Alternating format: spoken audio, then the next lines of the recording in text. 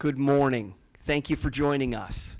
Ernie Harwell said, and it's springtime, I'm sorry the Tigers aren't starting so well, but Ernie Harwell said 90% of winning is just showing up, so we're glad you showed up.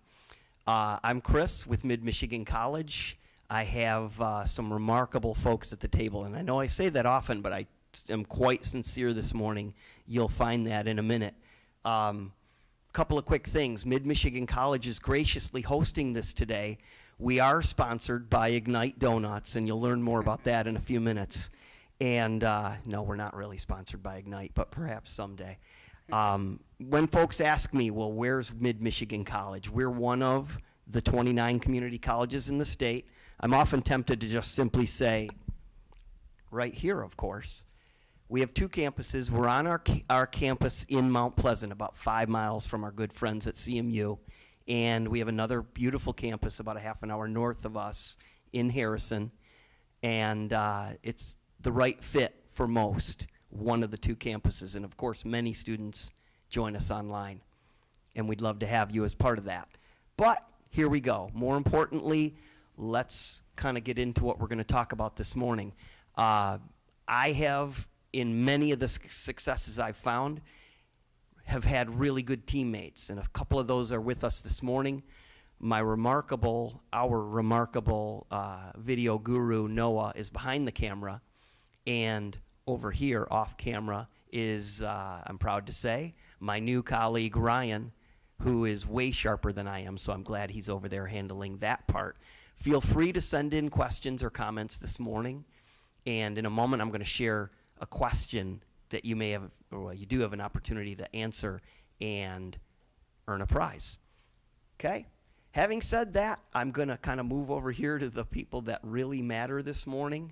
We're going to talk, well, officially, we're going to talk about discussing the field of business-related career paths and how business degrees may lead to more opportunities. Maybe the biggest word in all of that is opportunities. That's what we want for you. That's why we're doing this morning. These folks have volunteered their time and are happy to share, and I think you're going to be intrigued with what they have to share. So having said that, let's go this direction. When I had the graphic design visual arts folks here, I felt compelled to kind of go the comic book route and talk about origin story. We want to hear your origin story as well. And if you don't mind, gentlemen, I'd love to start at the far end with Dean Fisher. Thank you. Amy Fisher, Dean of Business and Professional Studies here at MID. I have been here at MID about 9 years. I actually started out working for the Small Business Development Center, which is how I got to meet Casey and learn all about Ignite Donuts, and moved from the consulting side to the academic side, and have been overseeing the Business and Professional Studies department now for about 5 years. If I can interrupt real quick, because this is a beautiful hidden gem, and the SBDC, correct me if I'm wrong, it happens a lot, is all over the state. Yes. So the SBDC, it's the Small Business Development Center, and they are a program that's funded by the Small Business Administration, and they're throughout the country. And they offer consulting services to businesses that are trying to start or that are already started and are trying to grow. And the great thing is, because of the funding model, all the services are provided at no cost. It's my favorite price. Yeah, it's great. And we have, they're housed here on our Mount Pleasant campus, but they handle Clare, Gladwin, Gratiot, and Isabella County. Mm-hmm. But it bears noting that, again, if you're watching this today from the Upper Peninsula or from the Detroit area or from Kalamazoo, et cetera, the odds are very good you have an SBDC in your proximity. Yeah, absolutely. They're Cool. throughout the state of Michigan. All right. I'm especially excited about that because you're going to hear in about 100 seconds a really cool success story from the SBDC. Mm-hmm. Sir? Yeah, thank you. My name's Casey Crode. I am the CEO and founder of Ignite Donuts. I started Ignite Donuts when I was a student at Central Michigan University, and it's come a long way. So that was 6 years ago. I started networking and learning about different partnerships that exist, such as the SBDC and other organizations that are wonderful in this community.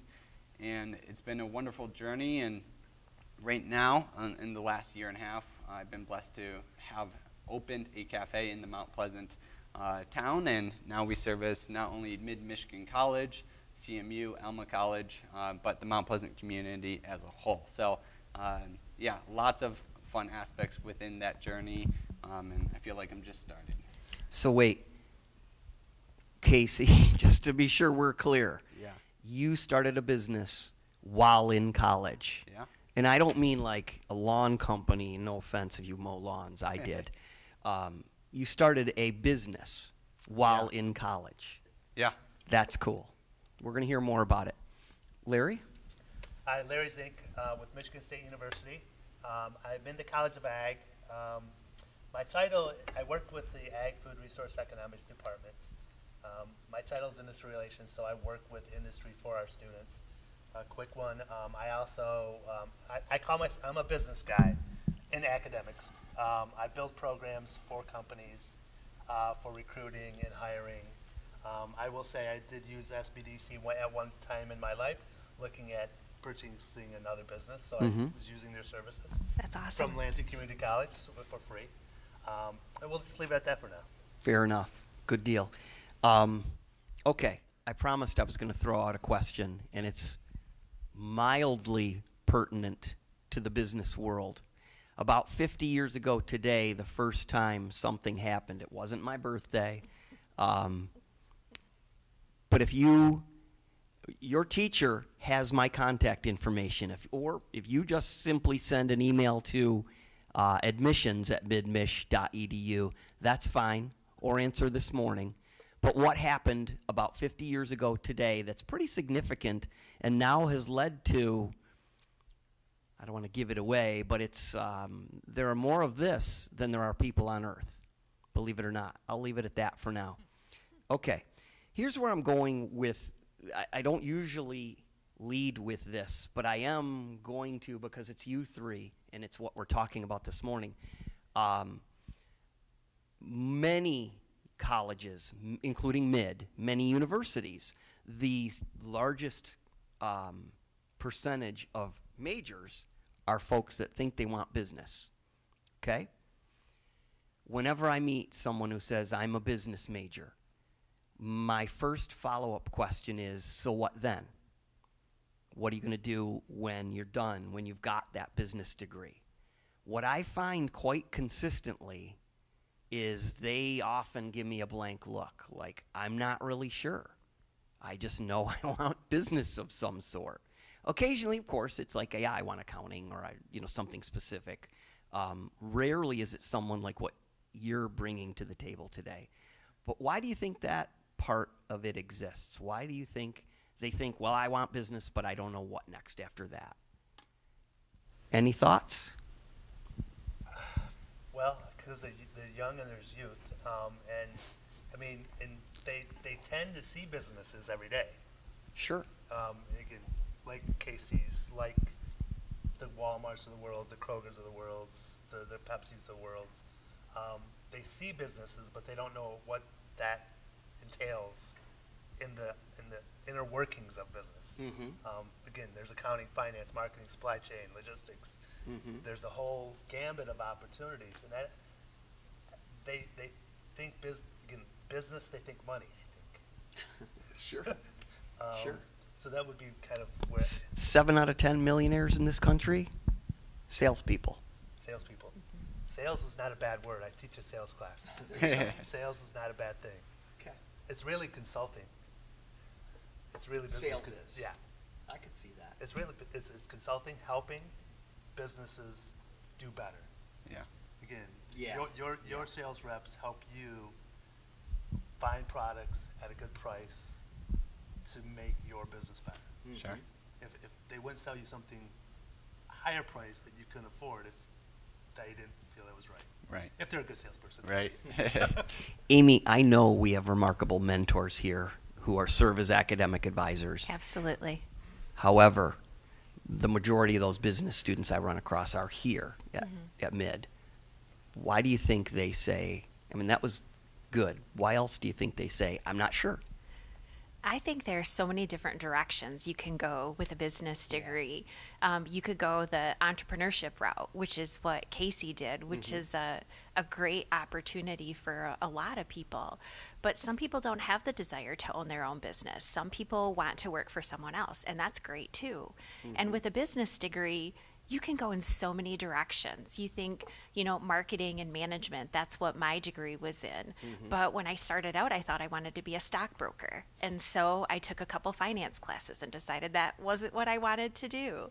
Then I, took just a variety of classes. And I think because there's so much variety and we offer so many different classes here at Mid, you can try all the different things and figure out, I think I really like sales. And so then when you transfer to CMU or one of our other partners, you can focus a little bit more on that. But here at Mid, we provide such a great base and such a good variety and so many different opportunities for you to test a variety of things out to decide which direction you want to go. And there's so many, and there's not one right or one wrong. You just have to figure out what's the best for you. I love the variety here. Is it a marketing thing when they reference paralyzed by choice? Have you ever heard that? I have not heard that. A little no. like, too many choices, I can't decide. Right. Malcolm Gladwell writes about it. Yeah, he's a great author. I think, go ahead. I think, you just hit on a really good point. It seems like it's way, or easily overlooked the fact that, like you just referenced, sometimes it takes, in college, I need to test this. I think I want accounting, but I need to take some higher level, like in college, accounting courses. Is that accurate? Yeah. I think that it is. Sometimes it is hard when you have so many different choices. And I was at the Higher Learning Commission conference over the weekend, a couple weekends ago, and a lot of the conversation surrounded asking students what they want. And a degree might not be exactly what they want. Maybe they just want to get a certificate and get, some training. Maybe they want to do some of our short-term trainings, phlebotomy or welding or something like that. Or maybe they aspire to go and be a CPA, and then they could do like a 3+2 program with one of our partners. But the main thing is having the conversation with the student and figuring out, what do you want to do? Instead of saying, you should do this and you need to take these classes and then transfer here. Sometimes that's very overwhelming. And talking to the student and figuring out what they want to do is very empowering for the student. They feel like they've made that choice. And when they feel like they've made that choice, I think it's easier for them to continue on when they run into those barriers that our students sometimes run into. Casey, given the time machine opportunity and you could go back, would you, at this point, seek out a shorter track through? Or do you think has served you well? Yeah, so... And I'm not trying to get any, we love CMU. We love what we do here at Mid. Sure, yeah. I think there's a few angles I can take this at. I'm a big believer it's not to a large extent, it's not what the organization's going to do for you, it's what you do for the organization. That's what I'm a believer in. And so now Mid-Michigan and CMU, they have the foundation for avenues to grow. They have the soil for seeds to actually grow. Some seeds do and some seeds don't. Sure. And I took the opportunity to really network and get involved on campus. I actually have a fascinating story that I think a lot of us share a similar light to. I went to school at CMU to study meteorology, something completely different. And then for me personally, my story, I found my faith, and God directed me into a psychology and entrepreneurship focus. And so now I have a really big emphasis of working with hundreds, if not thousands, of customers each week to build customer relations. I just really focus on consumer behavior. And so I think when it comes down to this, there's a macro level and a micro level. Sure. A macro level of like, do you even want to do business, or is there something else that you're more passionate about? Or are you doing it for the wrong reasons? Are you doing it because you feel like you need this, you have this desire to go in business to make money, when that's not always the case. Some people want to do business because they're passionate about business. Some people want to do welding because they're hands-on, right? And the micro level is within the business department, whether it's marketing or finances or whatever it may be. And I think that comes down to trying to figure out, okay, what's hands-on, like how can I get, test all the baskets to see which one I like the most. Yeah, sure. Can I just play? Please. So, what Casey was just speaking of, and I do a lot of career advising, and just one of my roles is placement. And I have students that come into my office, seniors, like, I don't know what I want to do, Mr. Zank. I'm like, you know what? It's okay. By senior year? By senior year. Wow. Still, I mean, and I don't know about here, but on campus, students change their major like 4.3 times. Yeah. So you don't have to have it figured out, everybody. This is not what I envisioned myself doing. Did you hear that? Look at the camera and tell them that. You don't have to have it figured out. I am turning 61. I've had 3 very good jobs, and I don't know if this is the end. And so, so you got to be moving forward. I found my passion as business, but it's also mentoring and coaching, and that's what I do. So I play on both realms. And I would have never envisioned this job that I have now being what I did. And so I don't struggle with like, I got to figure it out, because you don't. You just have to keep moving forward. That's a great point. And I think there's a lot of pressure to think, I'm a junior, I'm a senior, I have to make this decision right now and it's going to affect me the rest of my life. Yeah. But you don't. You can start. That's the main thing. You have to start. Correct. And you can pivot a million times throughout your path. And there's going to be pivots. Right, There's right. going to be pivots. I just had a high school senior graduate, and I told her, you don't need to go to school yet. Because there's no hurry. Really. I told my boys the same thing. You don't have to go to college if you don't want to, but you have to have a skill. You have to be able to do something that you enjoy, that is going to support you and your lifestyle. I would love for them to go to college, but if you want to, go into welding, or if you want to start your own business, whatever you want to do, you have 100% support, but you have to have a skill. You have to have something that you can do. You know how many people go into welding and then create their own business?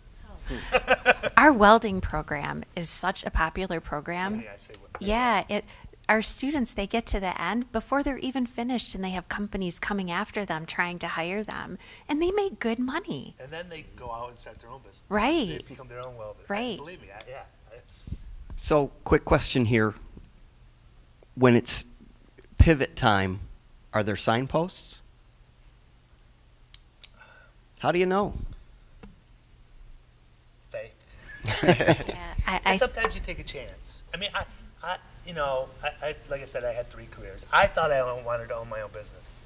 And I had that opportunity. I went to an organization that I had a relationship with. I went to the owner. We worked out a deal where I ran the company with the intention of buying it. And then, again, I thought that's what I really wanted to do. I love food. It was an ice cream company. It was very well known. But then, about 3 years into it, I realized I didn't have a family life. Yeah. And I was like, I need to step back. Sure. And ironically, I was looking in the Help Want ads, how to write ads to hire people, and I found the job I have. Really? Really. And I will tell you, I have connections to the job I had.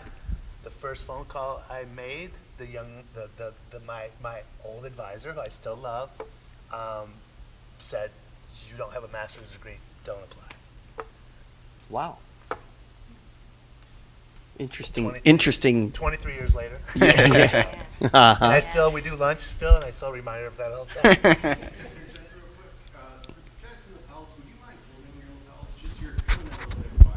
Okay. Yeah, seats over on that lapel, but you're facing that way.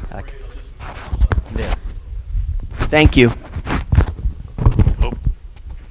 Can you put it on minor your right technical lapel? difficulty. Live TV. Okay. Casey, when you're ready, go ahead. What did Yeah, you I want was to going to add? go back to your signpost thing. And I had kind of the same experience as you. I had worked in insurance and risk management for 20 years. Hard to believe. 20 years. You started when you were 12. I did. And I was in the lunchroom at my employer here in Mount Pleasant. And I loved my job. I loved what I did. But I was looking through the newspaper on my break and I saw an ad for a business consultant. And I thought, hey, that sounds like fun. I'm going to apply. And that's how I landed here. So the signposts, if you will, can come in a variety of forms. I love my job and I love the company that I worked for, but I saw this as a next step and an opportunity, and I took it, and here I am doing not what I came to A college for. dean. Yeah, who would have thought? I would have never pictured myself in this position, but I love my job and I love what I do every day. But the sign will be there. That's cool. We're not done with you, but this bears noting too. One of the best things I find about these roundtables is, I think a lot of our viewers would presume you guys all are high achieving, probably 4.0 scholarship people, probably good at athletics and can do a good sword fight, etc. But you're all very human, and we've had others sit here. It's like, I never knew that about you, but you're a college dean and you came across this. I'm not saying you didn't earn anything, but you came across this in a newspaper. By the way, I don't think most of our audience even knows what a newspaper, sadly, but what were you going to add? You just have to have confidence in yourself. Yeah. And when you go to Look that way and repeat it. you have to have confidence in yourself and in your choices. Yeah. I've second guessed myself a number of times. We all And do. Do I really belong here? I think they call it imposter syndrome. Sure. You know, am I good for this job? Am I Mm-hmm. doing the best that I can do? But as long as you get up every day and are excited to go to work and love what you do, you're on the right path. But if one day you see an ad in the paper or someone says, hey, I want you to come and work for me, or you should start a donut company, explore that, because that could be a good opportunity for you as well. And I, for one, am glad that you started that company. And it's been such a pleasure to see you and your team grow from what you were doing at CMU to where you are now. Yeah, it's that's just very such cool. such a huge accomplishment. As your colleague, I'll vouch that, as far as do you belong here? Yeah. No, I'm kidding. You absolutely There do. are days. Casey, I want to start with you, but Sure. certainly the two of you jump in. And I'll reference it this way. My oldest son is in the bass fishing industry, and he works in social media too. Yeah. He often is approached sort of, by younger folks looking for shortcuts. Do you get that? Do you hear that? How would you respond to 217 and 18-year-olds who probably think, I'd love to have a shortcut? What would you tell them? Yeah, so I think I'm all for shortcuts if there are if there are some.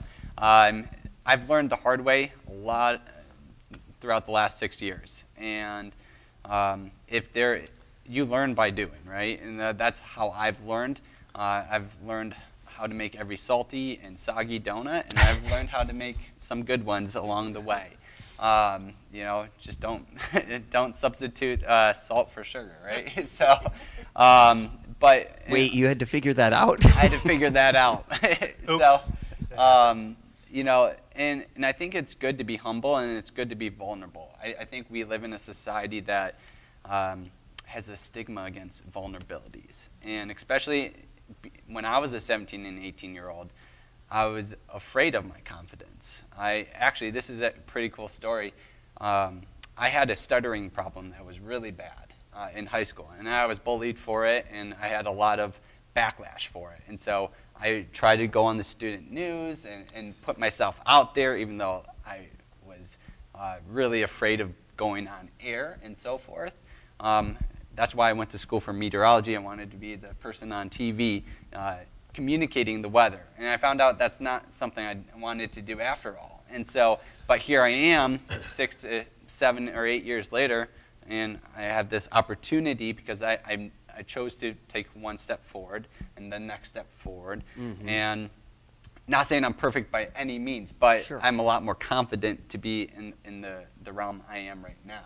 And so it's taken a long time to get to where I am at, and I think that's, all of our journeys. It's taken a long time to figure out what we truly are passionate about, and if something comes up tomorrow and it's a different priority, maybe I navigate towards that or pivot towards that. And so just understand that we have a long life here. Regardless if you're in your teens, 20s, 30s, 40s, 50s, or 60s, you can change things at any pivotal moment. To shortcuts. If you're going to do shortcuts, there's hard work. What do you mean? Hard work will get you a long ways. Sure. Just the want, the drive, and the effort will help you overcome hurdles. There's going to be hurdles. Mm-hmm. Again, an interesting story. You talked about stuttering, right? We got a gentleman that went through our program that wasn't a stuttering issue, had a learning issue. Mm-hmm. And I will probably tell you that most of you out there in the audience might be using the app that he created called Remind, Wow. which, Yeah. yes, so He's an MSU grad? Brent Koff, he was one of my students. I told him the idea was bad, and I will never tell him about a bad idea again because he is now retired at the age of 30 probably. Nice going, Larry. Keen eye on that one. I was the older adult in the room, and I'm like, God, we don't need all these things to help us. Again, I do. Well, he started at college, and he took it to the high school level, and it's an app that is everybody has. Yep. Again, he had a problem he wanted solved, and he came up with this idea, and him and his brother, and he has now transitioned out of that business because I think he sold it to a few people for millions. But yeah, it's about finding an idea and having a drive, and basically the want to do it. Mm-hmm. There's always going to be challenges. Sure. We're going to talk about that too. Want to add anything? I honestly don't have anything That's to add okay. because I think the conversation has been so great. Yes, those are good. Okay. I want you to be succinct, but I may ask you to elaborate a little bit on this one. And again, I'm going back to the comic book thing. It's something about my youth.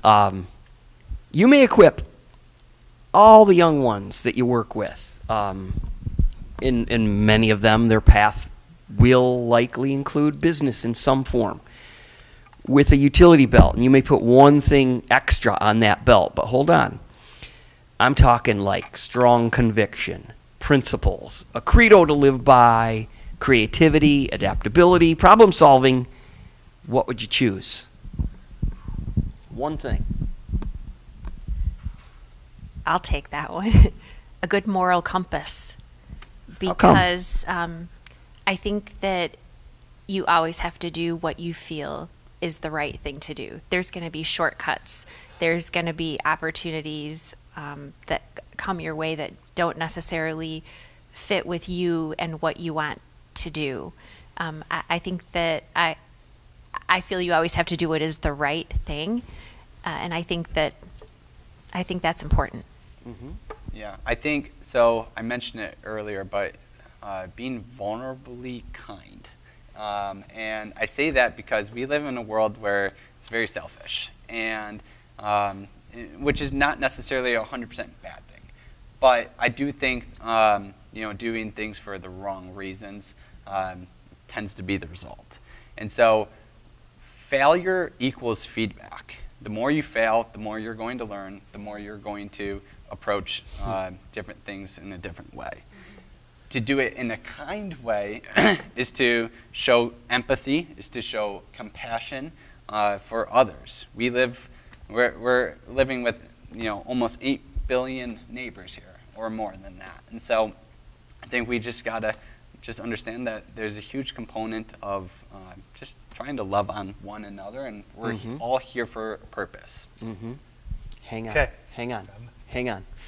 Even though a lot of business people would, it might sound cliche, but a lot of business people would say, you know what, it's cutthroat and I want to succeed, and, the Ross School of Business at U of M or the Broad school at MSU, it's cutthroat even to get in there, first of all. So what do you mean? How can that be, Casey? Well, so to put it in this light too, and I'm not trying to diss academia by any means, but people go to school in buildings that people that don't go to school build in a large ways, and so things don't have to be. I'm not saying this is the correct way, right? I'm not saying I have the right philosophy in that magnitude, but what I am saying is that there are different approaches and different avenues to get similar or if not better results. And so I think it comes to like a college or university at scale is a hard thing to run massively, right? Sure. It's hard to audit that as well. And I think if we can audit ourselves consistently, then we can find that moral compass and we can find more efficient avenues to get to where we're destined to be to begin with. Mm-hmm.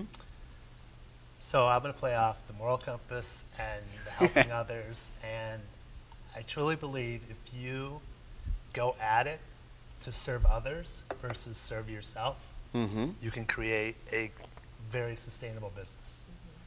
The cutthroat guys tend not to be around long because they're out for themselves.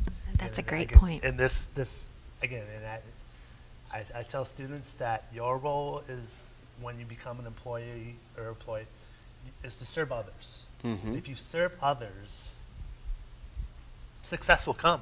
I mean, the cutthroat guys are not, they're dime a dozen and they're gone tomorrow. And it's the people that serve people for the right reasons and the right ways that becomes profitable, if I can say that. Yeah, and just to add one note here, it's a guarantee you will run into the people that aren't so kind. And so the question is, how are you going to respond for yourself to know that you are safe, you're loved, and you do have purpose, and communicate that into your actions.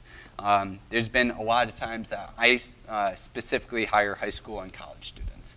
So a lot of people that are entering into a phase of life that it's hard to be vulnerable. And some situations are, they're doing things because someone said to do it. And that was the thing that they had to do. They had to listen to it because they didn't realize that they had a choice. I tell my employee candidates that I'm interviewing you, but you're also interviewing me. You have a choice to accept a job if I offer it. You don't have to say yes. So I think just understanding that you are empowered and that you have opportunities to make decisions for yourself, and you live with those, and that's okay. Again, when you're making those decisions, if you don't know the right answer, build a network around you of people that can assist you with that. Because I talk about networking a lot. It's about building a team around you. It's not networking for jobs and all that stuff. It is part of it, but building a network around you to assist you. I mean, you got to have accounting people, right? You got to have, organization that sells to you. You got to have a network around you to help you be successful. Yeah. And it's a team. Go ahead. I have a great example of that in our academic administration department here.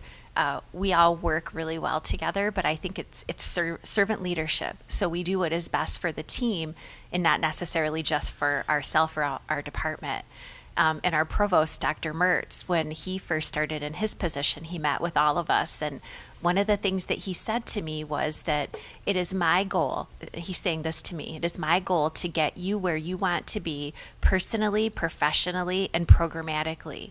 And he still lives that to this day in the professional development that he suggests to me, the leadership opportunities that he provides.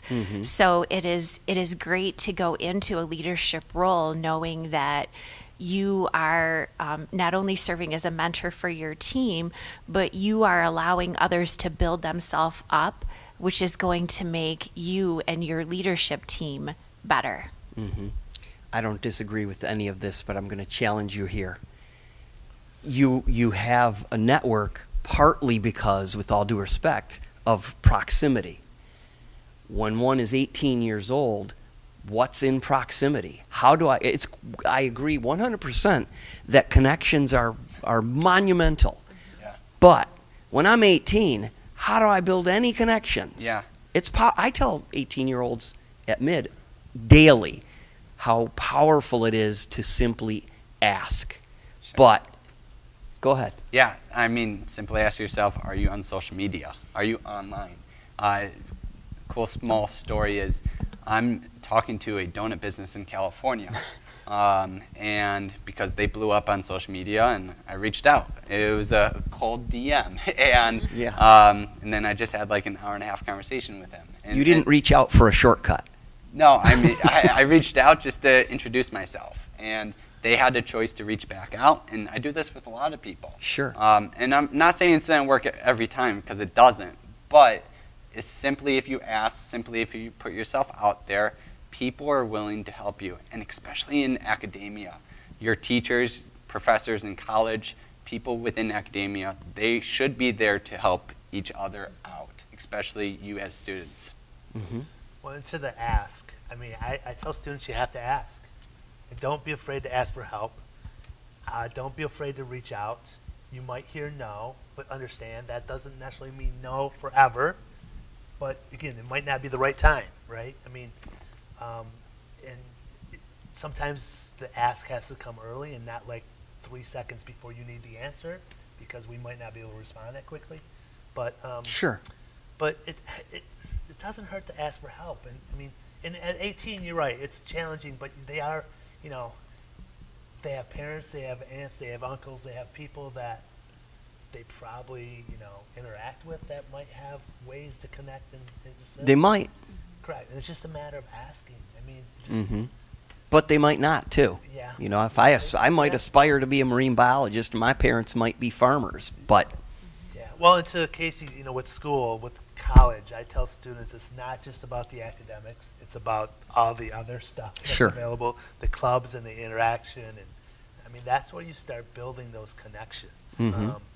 The academic part of it is part of it, but that academic part offers a lot of other things. Yeah, I agree. We have a lot of clubs here on campus, and I think there's even more at CMU. oh yeah, The volunteer opportunities are tremendous. You know, get involved in those activities, get involved in your community. The Young Professionals Network at all of the local chambers. There's all kinds of business people that would love to mentor someone who is new into the environment, new into the industry, because we have to kind of build our future. We're not going to be here forever. At least I mean, I hope someday we get to retire. Who is going to come after us? And we have the opportunity to build those future leaders. So you look at the chambers, look at the volunteer opportunities. When I was at Saginaw Valley, there was a professional business fraternity, Delta Sigma Pi, and that's a great opportunity to get involved in the Greek life in a professional manner. And I still have friends and connections that are in the business industry now today that still serve as references for me for a variety of different things. So that's a great opportunity to get involved and learn more and build your network. So very briefly, whether one attends college or not, is it fair to say if one is polite and respectful of someone's time, likely that someone will give them the world? I tell students that all the time. They'll tell you what they did right, what they did wrong, what they think you should do, what they think you shouldn't do. Casey, if someone came to you and they're polite and respectful of your time, is that accurate? Yeah, I mean, I try to treat everyone as fairly as possible. I believe it. And so I think, too, it's like people can be polite and be respectful of the time, but they also need to communicate to me what they're passionate about. And because I have to see for my stance to see if it's a good fit within, you know, employment opportunities or partnership opportunities. What if they just want to know how'd you do what you've done?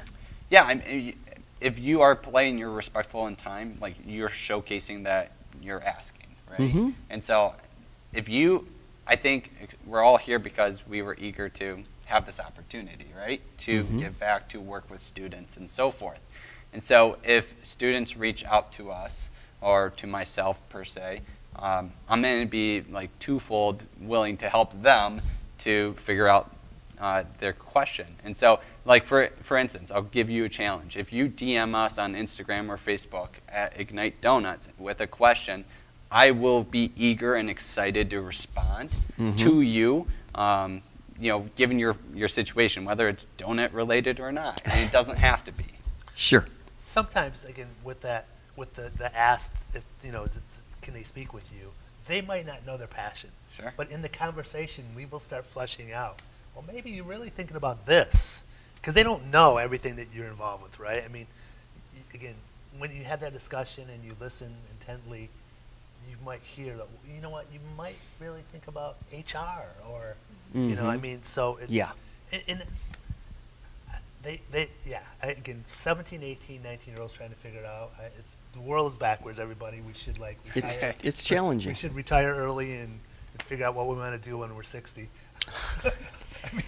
Going back to something Casey said about being vulnerable, I think if you're going to ask for help and reach out to someone, you have to be able to take critical feedback and to be able to respond to that appropriately. Sometimes it's hard to say, what are my flaws? What are the areas that I need to work on? What can you recommend to me? If you're going to ask for that kind of feedback, you've got to be willing to work on those things. Sure. And not just say, oh, well, they don't know what they're talking about. They may see something that you don't see yourself and identify some of the gaps that you have. Sometimes that's a tough conversation. So you really have to have an open mind if you're going to ask for that type of feedback. Sure. Well, and let me just, to Casey, if somebody went to Casey and Casey said no, that's okay. Just maybe, so Casey, when would be a better time? Right? Yeah. I mean, right Sure. now, I'm putting out a fire at Ignite, and I don't have time to spend with you, but... Yeah. So when I do my interviews with individuals, I do this a little differently. I tell candidates my vulnerabilities. I tell them when I am overwhelmed, I lack communication and organization. And those are the things that are important to me, because that's telling you something I'm working on, but also tells me something that you can take advantage of. Meaning, you can love on me in a communicative way by reaching out to other folks on the team first before me, or you can work on things that's organizationally based. And so I'm putting myself out there, and the first few times I did it, I was a little afraid. Sure. But now it's just routine, and it makes my life a lot easier to navigate. Yeah. It's honesty. Yeah. Yeah.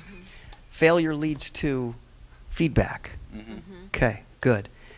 Believe it or not, we're running up on the end of this, but I want to ask, I saved one of these questions that I usually ask first for last, but this isn't that one yet, so I want you to give me a quick response to this, because this is one of my favorite questions to ask. Steve Jobs once said, if you want to make everybody happy, don't be a leader, go sell ice cream. Do those with business savvy rule the world? Can they lead the way? Because certainly we need some good signposts and some good leaders as we move forward. Again, a good leader and a good business person has, again, a good leader has a lot of different qualities that a business person might not have. A good leader will be empathetic and listen and be able to communicate. But don't many business people end up in positions of leadership, or end up in positions where they could be pretty powerful? Yes, but they don't have those other skill sets. I think we can run into many of them. Where they get in a position that they are in a leadership hierarchy where they get to make a lot of decisions and don't understand the beneath them, if that makes sense. If I could.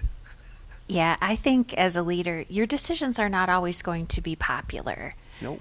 And I know in my current position, we have a great team, but we don't always agree on what needs to be done. But we talk through it, and we have discussions, and we decide what is going to be the best way to move the college forward. And it might not necessarily be what's best for us or our department, but the college is successful because of the support that we provide. but our decisions are not always popular.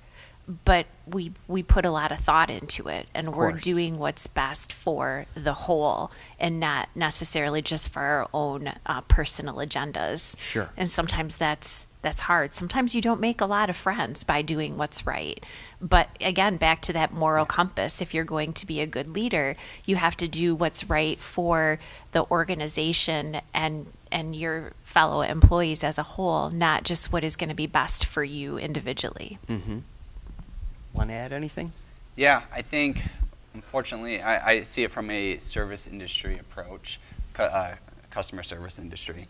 I think there's a lot of managers and supervisors that are provided positions because they chose to stay there for a longevity, and they aren't the greatest leaders, even though they have this superior title. And I think that is negative, because then it teaches the new people to become the same versions of these managers that were never taught in the first place. And so I think to have leadership, it comes down to being as vulnerable as possible. The more vulnerable you are, and hopefully led by an organization or another mentor or another person in a healthy direction, then we can create a holistic approach for everything else. I think there's it really comes down to what's the purpose of the goal. And so my purpose of my goal is going to be a little bit different in each donut industry than academia is. Sure.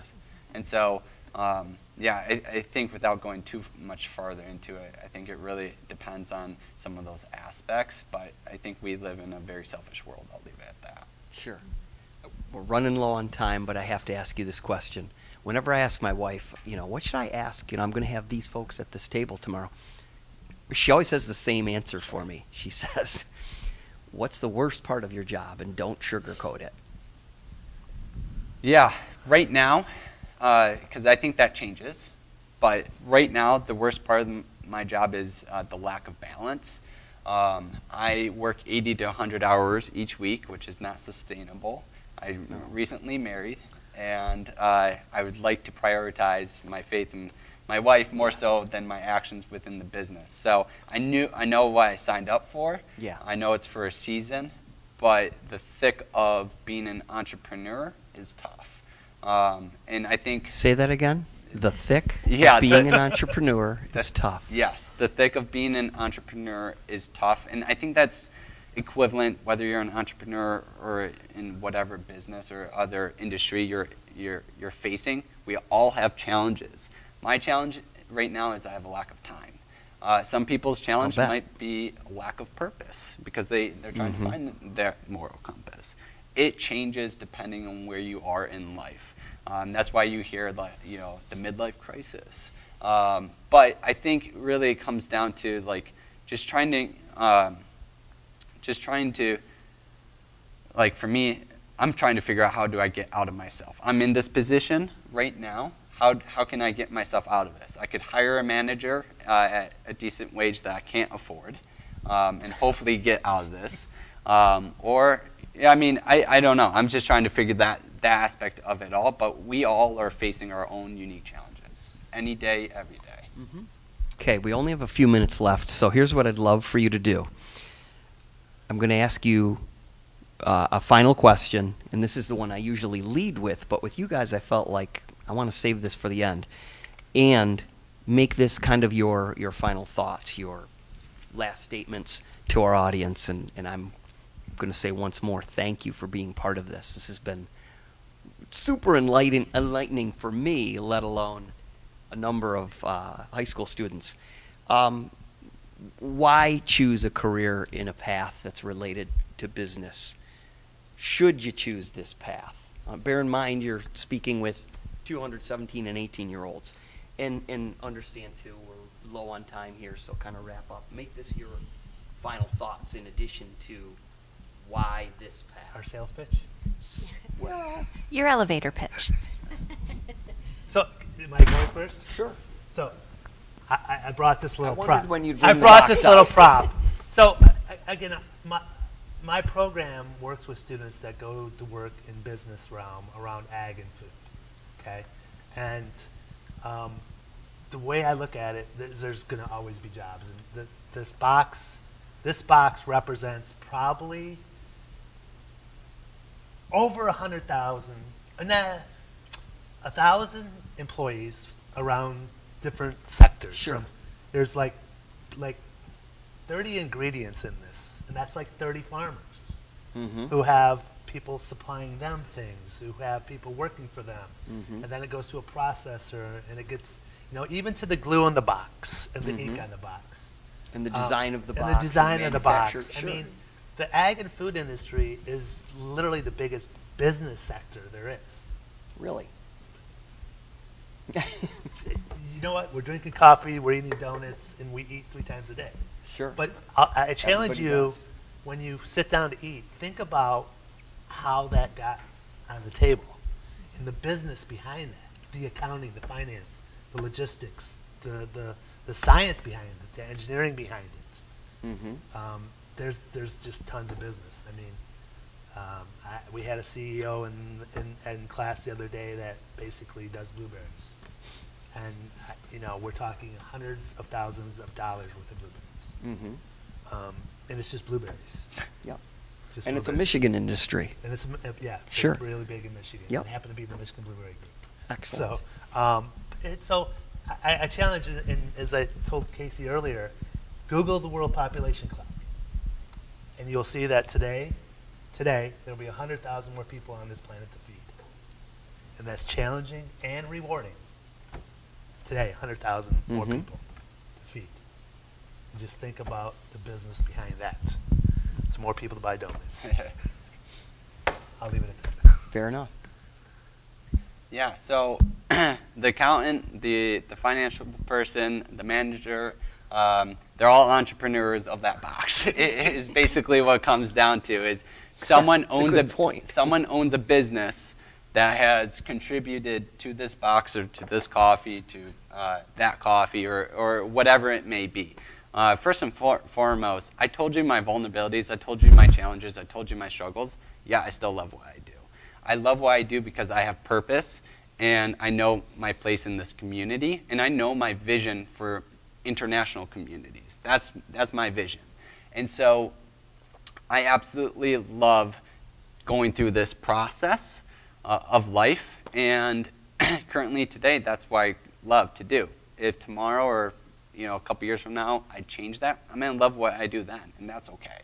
And so I think business offers an overwhelming amount of opportunities to just coexist and to be passionate about.